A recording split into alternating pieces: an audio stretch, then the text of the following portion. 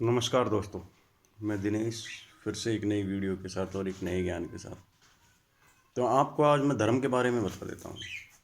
जो धर्म होते हैं ना दोस्तों, हमारी असली जो पूंजी होती है ना वो होती है। जो धर्म हम करते हैं उनमें अच्छे भी हो जाते हैं, बुरे भी हो जाते हैं। तो इन धर्मों को हम किस तरह से बच सकते हैं? आपको पता है किस तरह से बच सकते हैं हम?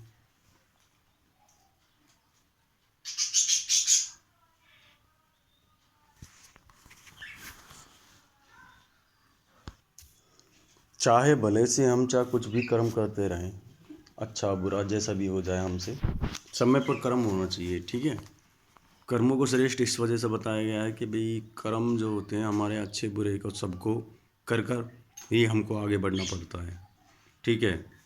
कुछ कर्म ऐसे होते हैं दोस्तों जो करने से पहले हमको ध्यान देना पड़ता है। उस एक कर्म से आप अपने आधे पाप नष्ट कर देते हो। ठीक है। तो वो कर्म मैं आज को आपको ऐसा कर्म बताने जा रहा हूँ कि वो कर्म किस तरह ऊंचा माना गया है। कर्म का कारण क्या था? कर्म बताते हैं, भागवत गीता में बताते हैं कर्म किस तरह से ऊंचा माना गया है। तो कर्मों को करने से क्या फ़ायदा होता है और किस तरह से कर्म होते हैं? तो कर्म होते हैं ना जो, वो हमें हमारे पुण्य को भी आगे बढ़ाने के लिए प्रेरित करते हैं। जैसे मान लीजिए हम निष्कर्मी होना चाहें तो नहीं हो सकते, क्योंकि हमें पर डे पर रोज़ाना का में हमारा जीवन जो हमारा खान पान है वो करना ही पड़ता है। वो कर्म की एक परिभाषा होगी दोस्तों, है ना। तो मेरा यही कहना है कि कर्म कर्म के बारे में आपको आज आपकी थोड़ी सी नॉलेज और बढ़ा देता हूँ मैं। मान लीजिए हम किसी भी धर्म में और किसी भी जगह जाते हैं, थोड़ी देर के लिए मान लीजिए, हम जिस जगह जाते हैं ना उस जगह हमको कुछ ऐसे कर्म मिलते हैं जो हम करने में उचित करते हैं। ठीक है। कैसे? मान ले किसी को खाना खिलाना और प्रसाद चढ़ाना वगैरह, हम इसको धर्म मानते हैं। ठीक है दोस्तों। पर इनसे ज़्यादा कर्म बड़ा माना गया है। अब कर्म किस तरह से, हम कभी भी घर से निकलते हैं ना, तो उससे पहले हम मंदिर पहुंचने से पहले, हमारे क्या है धर्म में मंदिर ही श्रेष्ठ है। मंदिर मस्जिद जो भी है हमारे घर में, हमारे धर्म में। तो दोस्तों हम कभी भी जाते हैं ना मंदिर या मस्जिद, तो उस समय आपको क्या करना है, जैसे मान लीजिए आप धर्म करने के लिए जा रहे हो, मंदिर में कुछ पढ़ने के लिए जा रहे हो, या मान लीजिए मंदिर में भागवत का प्रवचन चल रहा है, तो उस समय आपको क्या करना है कि भाई दो ही कर्म करने हैं। एक तो आपको अपने हाथों में नारियल नारियल होता है दोस्तों, नारियल की परिभाषा अलग है। वो लगभग लगभग आधे से लोग जानते हैं। ठीक है। तो वो आधे से लोगों को बताने की आवश्यकता नहीं है, फिर भी मैं आपको स्मरण करा देता हूँ कि भाई वो नारियल होता है ना, किस तरह का होता है। नारियल हमारा एक राक्षसी मुंड माना गया है। राक्षसी मुंड का क्या है कि इसको फोड़ कर इसका जो पानी निकलता है उसका जल जितने भी हमारे देवी देवता हैं उनको अर्पण करना पड़ता है। ठीक है। उसके बाद उसके जो खोपरा वगैरह मिलता है उसको हम निकाल कर प्रसाद के रूप में एक दूसरे को वितरण कर देते हैं।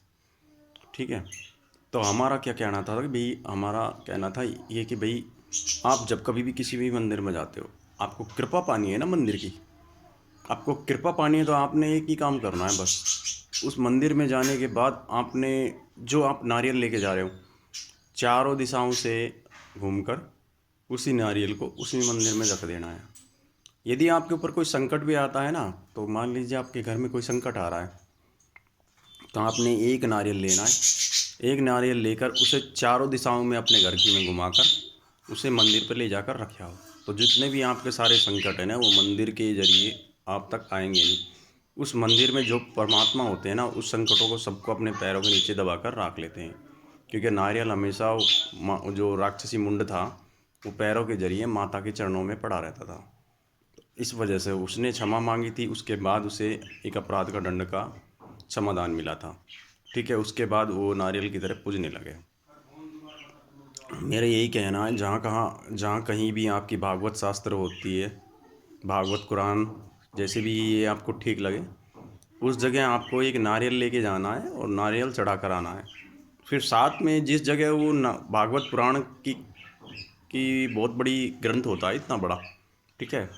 उस ग्रंथ को रखा होता है ना, उसके 3 चक्कर 7 लगा दो तो बहुत अच्छी बात है, नहीं 2 परिक्रमा लगाकर और वहाँ पर कुछ हाथ से प्रसाद वगैरह पान वगैरह धर आएँ। उसके बाद आपको देखना, आपके जीवन में जितने भी कर्म चलते हैं ना, ये आपका काम ना लगना और ये आपकी मतलब कि कोई गलत कर्म हो जाना, ये सब आपसे दूर होने लगेंगे। ये कुछ केंद्रित पॉइंट है मेरे, जो मैंने जीवन के जो मैंने निष्कर्षण में निकाले हैं, ठीक है। अब आपको बता देता हूँ, मंदिर जाना, मंदिर जाओगे ना तो आप हमेशा नंगे पैर जाना। जिस तरह से साधु जिंदगी भर नंगे पैर रहता है, साधु को क्या है कि भाई अपने जीवन में जो नंगे पैर रहने का कारण था ना, वो असलियत में पता लग चुका है। वो चाहता है कि जो निर्दोष जीव मेरे पैरों से हत्या का पाप लगते हैं ना, जैसे मान लीजिए मेरे पैरों से कोई चींटी वगैरह है, कोई और छोटा जीव हो जो मर जाता है, तो उसका अपराध दोष हमें लगता है। उसके कारण वो साधु यही क्रिया करते हैं, जब कभी भी घर से निकलते हैं तो नंगे पैर हो जाते हैं, क्योंकि अपराध हमारे पैरों से हुआ है तो इसको भी सज़ा मिलनी चाहिए। तो वो जब कभी भी अपने घर से निकलते हैं तो वो पैरों को नंगा कर लेते हैं, और पैरों को नंगा करने के बाद भी वो अपने जीवन का एक ऐसा मतलब कि ये समझ लीजिए ऐसा अपराध को क्षमा के रूप में मान रहे हैं। तो वो एक कारण था ये अपराधों से क्षमा मांगने का, ठीक है।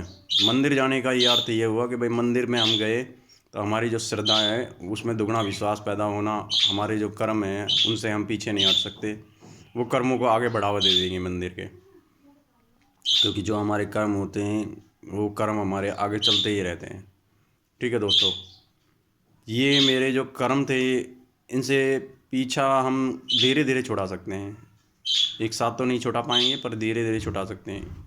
इसके लिए आपको भागवत का रोज़ एक अध्याय पढ़ना है और अनुसरण करना है। इसके बाद धीरे धीरे आपकी जितनी भी आपकी जो इच्छाएं हैं वो समाप्त होने लगेंगी धीरे धीरे। अगर आप ध्यान से पढ़ते हो तो धीरे धीरे आपकी इच्छा समाप्त होगी। अगर आप एक पुस्तक की तरह उसको यूज़ में लेते हो तो वो आपके लिए कोई लाभकारी नहीं है। उसमें चाहिए आपका मन की शक्ति चाहिए, और मन की शक्ति जब पैदा होती है जब हम किसी के साथ बहुत ही ध्यान से बात करते हैं।